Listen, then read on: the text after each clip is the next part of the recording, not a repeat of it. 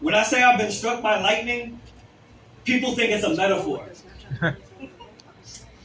He's serious? And maybe it's the articulate description, a play on the words.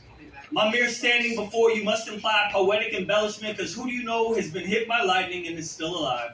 Wow. On April 30th, 2007, I became Zeus's instrument in a symphony.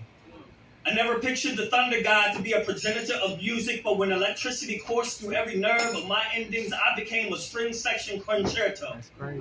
The problem I realized, trying to convey survival or grace, is that language will shift the lens of perspective, that we wide angle or magnify our presumptions. We are all mountains and anthills burning under focus. The day after I was evicted, I found a new apartment 2 blocks away.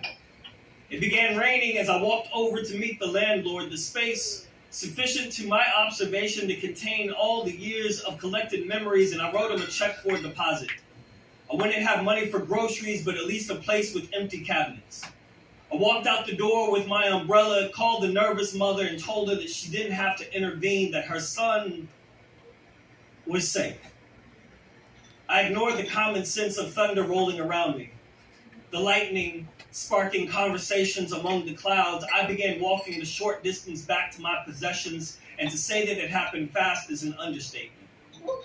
The mere convergence of language and concept in every atom is a metaphor. Fast to you, well, it might be a rabbit, and fast to you might be a car, and fast to you might be a rocket, or fast to you might be an act of faith. Fast is death coming so close it misses. It's hearing the explosion before my eyes finish adjusting from blindness.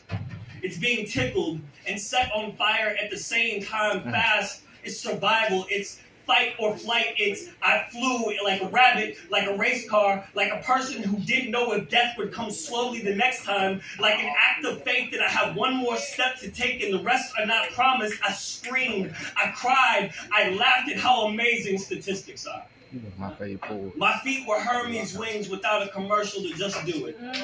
Come on. I replayed it over and over and over again in my mind, the flash brighter than any camera strobe, the moments of euphoria as every nerve was tickled with sensation, to feel so completely alive in the millionths of a second before every fiber of pain contorted my body. Truth that I couldn't speak to myself, that I was already ready to give up, but death was still too close, and we've done this intimate dance for far too often, so I needed a new dance partner to cut in.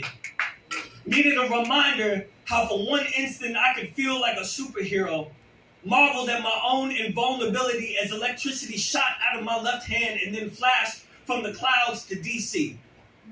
The day I was struck by lightning, I realized that sometimes life doesn't come with manuals or translators. It just makes us ants on an anthill, or maybe a mountain, waiting for you to switch out your perspective.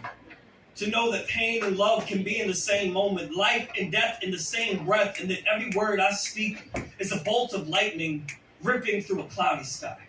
I never met nobody who